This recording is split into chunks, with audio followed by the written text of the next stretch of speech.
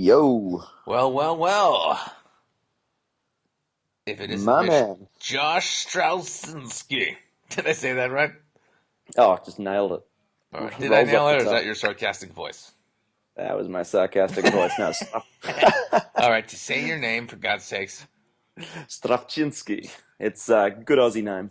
Strawczynski. Is that right? Yeah, man, that's spot on. But, well, you're fucking Aussie. I don't know if your accent is fucking, or your actual name is Aussie. Nah, it's Polish from way There, back. there you go. The truth comes out. Looks like we got another Jew on our hands. Jew. So listen, for all the billions and billions of people listening to this, um, the guy I mentioned who's in Australia who is doing great work making people wake up and figure out what they want to do. This is the guy. This is the guy I have referenced because I just spoke to this guy. We haven't actually met. We made friends online, and he really got me inspired, and we had a great chat. And he's one of the guys who actually sort of he gets it. He's really pushing people to wake the fuck up and get out of this shitty, I don't know what you want to call it, gray zone of just like being alive and not really fucking doing anything with your life. So I thought we'd give him a call and shoot the shit. Well, you said this was going out to at least a billion, right? At least 1 billion people, Yeah, good, good. and That's my all minimum. all of them except one guy are heterosexual. So that's pretty good. So why don't we start off and tell the people a little bit about kind of who you are. What's your story? Yeah, so I guess I got a lot of interests, but what I absolutely love more than anything is just questioning the way things are done. In my day life, I work in advertising. I love that stuff. I love business and building business models. And what I while I was doing all of that, I realized what I really liked was people. And while I was studying those people, I realized that there was just these triggers over and over again. People were following these molds, and they didn't have to. Really good example of this. I've been working in the university sector for ages now. I helped design one of the first digital marketing courses here in Australia, and and I had this theory that the kids that they're learning today, they learn to rote learn. So just read a book and then spew it out on a piece of paper and get a high distinction. So I went in and taught this course without any textbooks. And sure enough, when I added up all of the marks at the end of it, the kids that usually got high distinctions barely passed, and the kids that got credits and distinctions ended up getting high distinctions. And so that really led me on to chasing, maybe there's some different ways to do things. And I started making a model with a lot of these graduates to see, hey, let's go and chase wild ass dreams, so what you actually want to do. And stuff me, it worked. It was, now I am an absolute convert to not doing what everyone else is doing. Yeah, it's funny how in life everybody's so desperate to do what everyone else is doing, and yet that's usually the number one way of being like everyone else, which is average. You know what I mean? I got to catch up with Tim Ferriss, the dude who wrote The 4 Hour Body the other day, Yeah, I'm a the great 4 fan of Hour his. Work Week. Hmm. One of his great quotes he said was, if you find yourself in the mainstream, you're probably doing something wrong. Nice. I thought that was spot on the money. Yeah, that's a fucking great quote.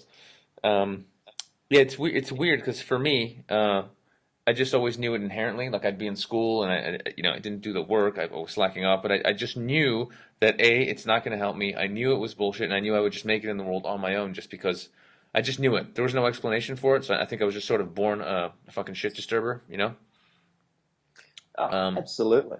but most people, I think even if they are born that way, which I think a lot of people are, they just get it taken out of them by the system. They just literally have it beaten the fuck out of them. The pressure from the society that you're in, the pressure from your parents who want you to do whatever, be a doctor, a fucking lawyer, make them proud, whatever shit. They just conform and they just go fuck it. This is what life is. Life is suffering. Life is doing what you're supposed to be doing, not what you want to be doing. And people go through with it, and they suffer. And a lot of these people suffer until they're 55, and then they have a breakdown and go, what the fuck am I doing with my life? And then you're fucking old, and if you're lucky, you may be able to get into what you really want to do. But it's just a shame that so many people are suffering needlessly.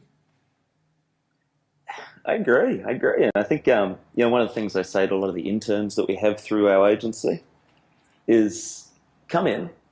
If you're enjoying it, kick ass, stay as long as you want.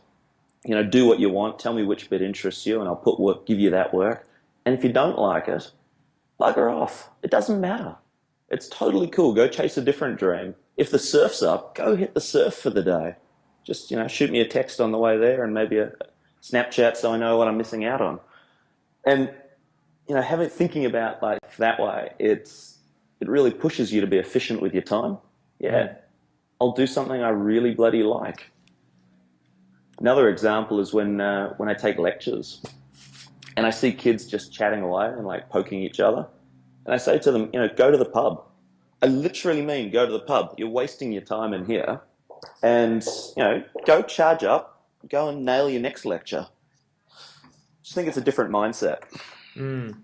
What you said to me when we chatted the other day, what really struck a chord, which was what you were telling the kids about a way of actually getting into a field they want to be and finding somebody cool to work with. You remember that bit? Yeah. Yeah, This fucking this share that, is man. what I That love. was awesome. So I created this model for helping graduates get jobs, and since I've been doing it for years now, I've started using it on everyone. Works particularly well for lower and middle level management. And all it is standing out. So I'll talk about graduates because they're the easiest. What usually happens when you get out of university is you go, shit, I've got to get a job. I've got this qualification, which means jack all because 10,000 other people have it. What am I going to do? And students, they sit down and they spit out like 1,000 CVs, like they're dealing poker chips. And it, they're all bland. It goes to someone who really doesn't give a stuff. It usually gets recycled, and everyone's wasted their time. What I do with students is sit them down and say, if money didn't matter, what would you be doing with your time? I heard Boris talking about a bit of this as well recently. And I couldn't agree with him more. If you love horses, get a job with horses. Become the best working with horses, and you will find someone in the world with money who will pay you to do that. Got to really, and sorry, further to that, once you find your passion, then ring up those people. Find the people that do that already. So if you want to be, I had a muso guy recently. He really wanted to be in the music scene. So I said, cool, call up everyone who's a music booker. He was really interested in booking bands and stuff. And just ask them out for a coffee. I guarantee one of them will either help you network or give you a job. And that's the whole model. It's really not hard, but it's completely different to everybody else. And so it makes you stand out. And of course, you get ahead. And I've done this over and over. I've got some bloody brilliant stories of students who are now kicking ass in the world. Dude, I can imagine. I can imagine, but it's so obvious when you think about it. Because again, when you said it yourself, if there's 10,000 people with a fucking degree, great. You have to be the absolute best at getting a degree. It doesn't mean you're actually good at what you do. It just means you're good in that educational system, which is extremely limited. And you have to be in the top 1% of people who are able to fill out a bunch of fucking questions on some fucking exam, which is actually meaningless. It's just testing how good can you memorize shit. What the fuck does that Yeah. mean? What actually counts to me? How passionate are you? How clever are you? How smart are you? How are you going to push yourself? How are you going to get out of the fucking box and get ahead? And it's so easy to do that with what you're actually saying. Just fucking pick up the phone, get on, hustle, meet some people that can introduce you or hook you up or whatever. Show them you're committed, make a connection, and then fucking get in there and start doing what you love doing instead of just fucking preparing and studying for some shit that you may never fucking get. It's retarded. The whole fucking system is retarded.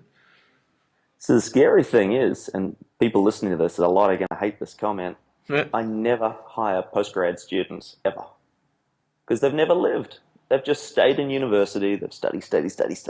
They're really no social skills. I hired a kid recently who did an internship with us, and then for 9 months just emailed me every month. Hey, dude, you want to get a beer? Hey, man, I want you to meet my cousin. Hey, come and do this. So when a job opened up, like, of course he was going to be the first person I hired. It didn't matter that he wasn't the best on paper. He had the right personality and showed me that he wanted to be there. Right. Yeah, it's fucking huge. But again, it seems so obvious when you think about it. The only way to get really good at something is by doing it. And the only way you're going to want to do it for shitloads of hours to get good at it is by actually loving what you're doing. There's no other way. You cannot fucking commit to something and get amazing at it if you fucking hate doing it. It doesn't make sense. So let me help give the listeners a little bit of a model, because I heard what you said earlier on, and I thought it sounded very inspirational, but I think a lot of people struggle with the first step. Mm-hmm. Like, when you're writing an essay and it seems like the world's biggest task until you start and then you knock it over in 2 seconds. I know exactly what that's like. I think everyone Yeah, does. so yeah, of course you do. So I think the first, having structure is the key to life. And I want to give everyone a little bit of a structure on what I believe on to go chase that dream. So I don't care who you are right now. Tim Ferriss, another actually great thing he said was, if you chase your dream and the worst possible thing happens, so it all just goes wrong, could you get back to where you are now? And so I believe for most people, we've actually set the bar pretty bloody low, and it wouldn't be hard to get back to where we are now. So with that in mind, what's the model? What do I want you to do right now, guys? All I want you to do is grab a pen and paper out and write down what you're passionate about. Right? Really think about it. What are you bloody passionate about? Next column, I want you to write down the jobs in that field. So let's use as an example the muso, Russ, that came to me.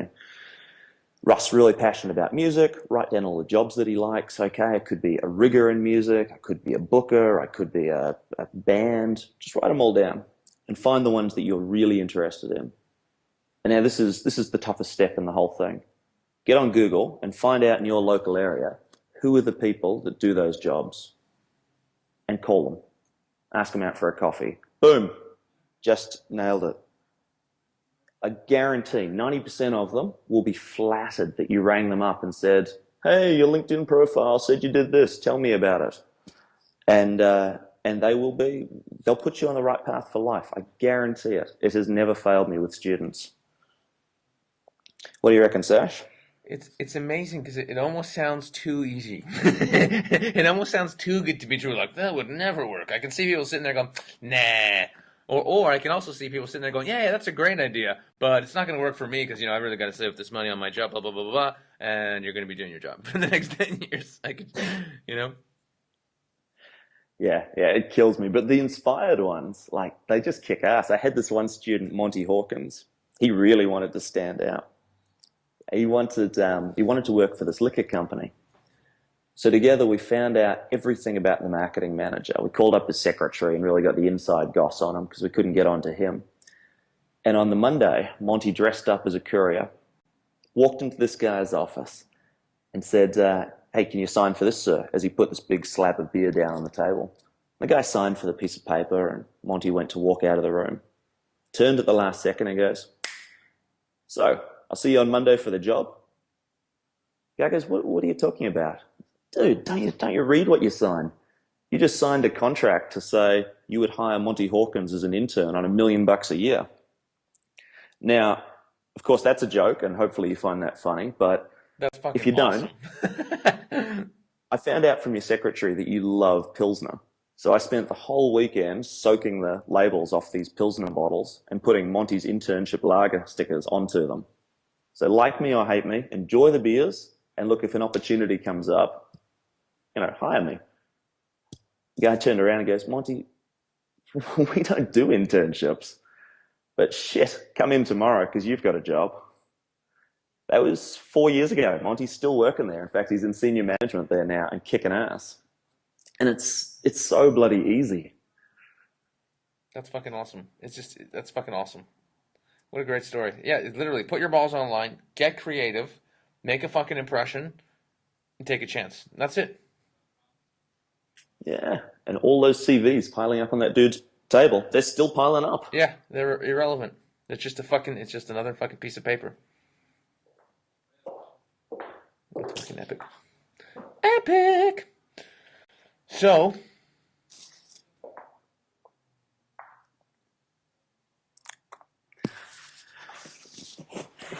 So, mate, I have got like 1,000 things that I can add to this. I thought How much? I thought I'd just do an awkward silence and then just see if you fucking cracked. Um, I like the motivational stories personally. I think they're great. Yeah, there's so many students. When I talk to a room of students, um, you can see in their eyes. I bet it's the same thing you deal with day to day. Maybe one or two are really going to go out and make a change, chase it, and the rest of the room are going to stick within their little safety blanket of conformity and boringness. And but those ones, they just kick ass. Like they go so far. There's a dude here. Have you ever heard of Ruslan Kogan before? Not sure. Ruslan Kogan, I think he's 29. He's Australia's biggest online seller of televisions, Hmm. and all he did to get a start was he flew over to China because he'd heard that all the televisions came out of the same couple of factories. You know, everyone's heard that rumor. And he said to the factories, "Look, I want to sell your TVs cheap in Australia because this is when tellies, plasmas, and so on were costing thousands of dollars. Well, we live in a giant island, so everything's bloody expensive." And and he kind of negotiated with the factories to, the long story short, to buy the smallest amount he could, which was half a container load. So he went and maxed out all his credit cards, hit up every single person he knew, and then brought these tellies in and just sold them on eBay for no reserve. Said it's Kogan branded, you've never heard of them, but they're plasma tellies. And nowadays he's worth, I don't know, I think it's like, last time I saw it was like 850 million or something. He's on every news program. Jesus. People hail him as being so different and out there. And all he did was get off his ass and make a couple of calls. Like, the dude lives around the corner from me. It's really, it's not that impressive when you break it down. Mm. But everyone else went and got an accounting degree and are accountants. It's hating life. Like Boris was saying, with big frowns on their face. It's that's another great story. Yeah, it's really depressing. I think a lot of people, I believe people are born creative. I think everybody has some creativity. I think some people are just more tuned into it than others. But I think everyone is creative, and I think everyone gets ideas. Okay, but I think the difference, and tell me what you think about this. I think the difference between people who actually go and do this shit is not that they're necessarily more creative or smarter or any of that.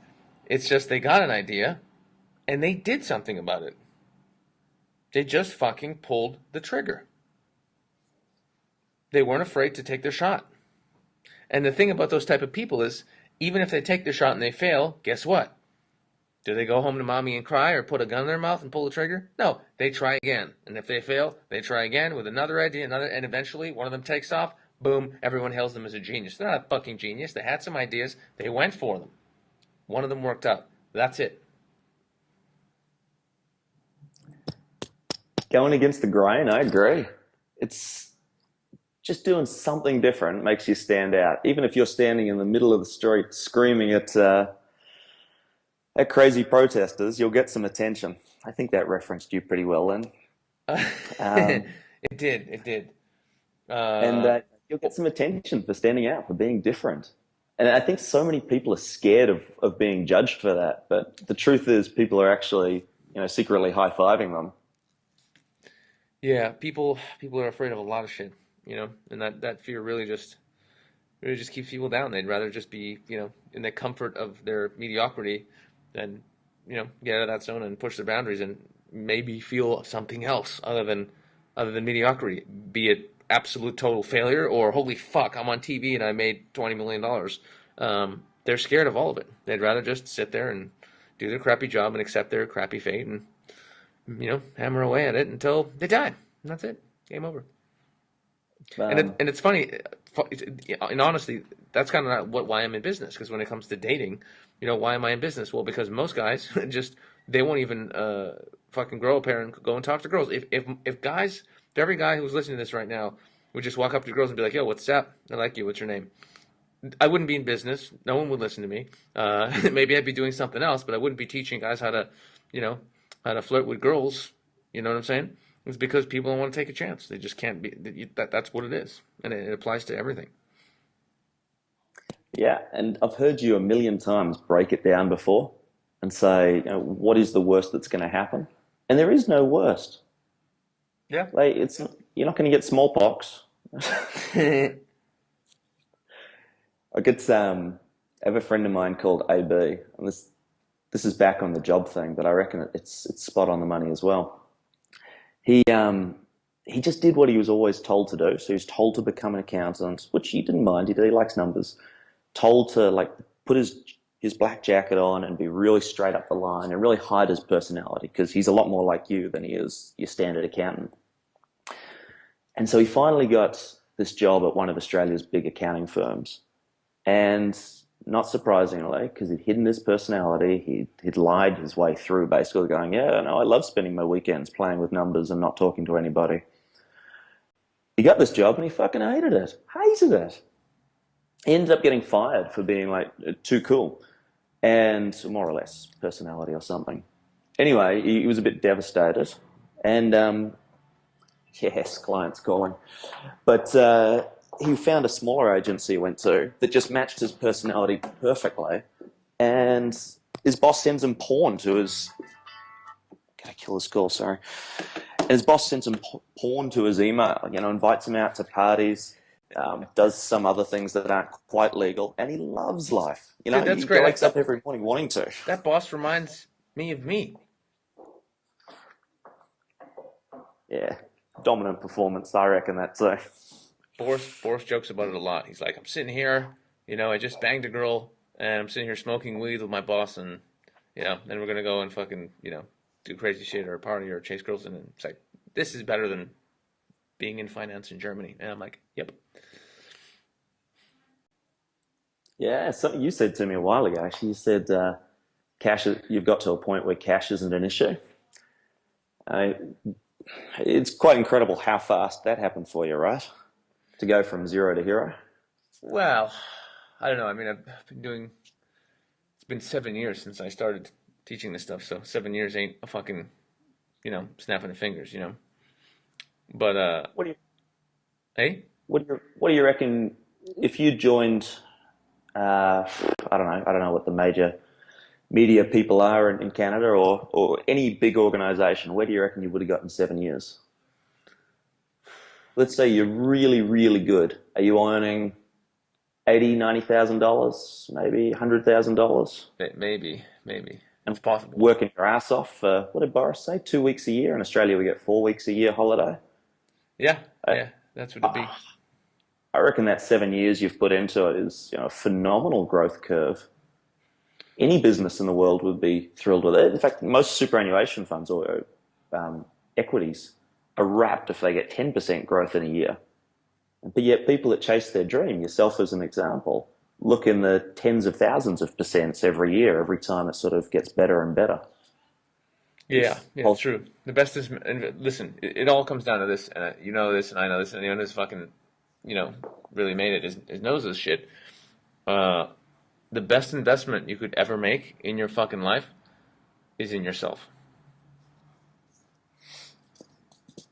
That's it. And so by doing this and by going working for someone else who, in something you don't really believe in, you're basically saying that you don't believe in yourself. You're giving your life force away to some asshole to make them money because you don't respect your own fucking time and your own fucking soul and who you are, and it's horrific. It's really, I think it's literally a crime against humanity, but mainly, against you, but all humanity. It's fucking sad. I hate it. Makes me angry. Angry. You reminded me of another story I wanted to tell. I hope you don't mind me just rattling on. I got about. We gotta wrap this up now. We're coming to the end of time. Oh, what? You didn't tell me there was time. I was planning. I cleared my whole day for this. Yeah, I bet you I did, got buddy. like 8.5 hours. But go ahead, give us a quick one. But only if it's good. Shit. All right, I'll schedule in just the best one. So what you reminded me of, and what I wanted to share with everybody was, this irrational fear of being seen badly, or what they say in Asia is losing face. And it really is completely irrational fear. Um, I'm sure right now people are thinking about their own experiences, like chasing after a girl and, oh my God, what's going to happen if I get blown out, or, a million different things. But last year, I started a recovery from an illness. And you can actually, if you want to check this out, it's just Google Red Skin Recovery, and you'll see a YouTube channel and a blog. And I recorded my whole recovery, and I looked terrible. It looked like something between the Hulk and a cancer victim. Just absolutely shocking. And a lot of people have said to me, "Why did you record that? Why'd you film that?" Because you're showing the absolute worst of you. Mostly people want to only show on Facebook the airbrushed photos of them being cool, meeting cool people, doing cool things. And yet I was really brazen and like, no, no, I'm totally happy for people to Google my name and find this about me. And what's really interesting about it is that the amount of clients that I've had come through the doors and choose our agency because they Googled me and because they're going, fuck, this guy's got conviction and he's really happy to show who he is and what he's gone through, and actually told me that in meetings, and girls as well, and all sorts of different people, you wouldn't believe it, is quite astonishing. And I think, Sash, that talks to everything that you do and everything that you teach, is just go out there, put your balls on the line, don't be afraid. People are people are actually going to respect you a shitload more, even though you're different, and even though there's videos of me that look like I'm dying a million deaths. So I think that kind of sums it up from me, is be the one who is completely different. Stand out, and I promise you guys out there, you'll see the world through a different lens, and you will totally get ahead of all those assholes who are still reading books and regurgitating shit onto paper. Yep, I couldn't have said it better myself. Well, okay, I could have. I'm really good at that, but still, you said it well. Well, listen, dude, that's fucking sweet. I think your message is fucking clear, pretty close to my message. That's why we connect really well, and I'm sure we have a lot of juicy bits to talk about when I see you in Melbourne, Australia, in a couple of Boom! months, in January, right? Yeah, dude, I'm real looking forward to it. It's going to Yeah, be great. dude, it's gonna be fucking sick, and pretty soon after this goes out, I'm gonna be posting up a shitload more dates of my Asian tour. I'm gonna be all over the motherfucking place, including Hong Kong, Japan, Bangkok, South motherfucking Korea, and eventually India. So it's not just you. I'm not just going for you. There's other people I'm gonna see too. So don't get a big head just because I'm popping over to Melbourne from Sydney to see you. This is bullshit. But you are one of the reasons I'm going to Melbourne. But dude, seriously, that's awesome. So yeah, take a look, Google him if you want to Google him. Red Man Recovery. See Red skin. Red Skin Recovery, is it? It's really Yeah, scary. I red. looked for a second and I was like, "Fuck this guy! This guy's disgusting," and I ran away. But I do appreciate that you put it up there. That's pretty cool. Putting it out there also is just it's attractive. It shows balls and it shows you just don't give a fuck. So yeah, being different and putting it out there and not giving a fuck is pretty much all you need to do to get laid or start a business or be different or get the job you want. It's all the same fucking formula, people. Same formula. Do what you want to do. Be passionate about it. Don't apologize. Take some fucking chances, and you're gonna have a good life. That about wrap it up. Mate, we've nailed it. That was really good. That was beautiful. Thank you for joining us, and I will see you when I'm in Australia. All right, partner, catch you soon. Okay, catch you soon, buddy. Peace.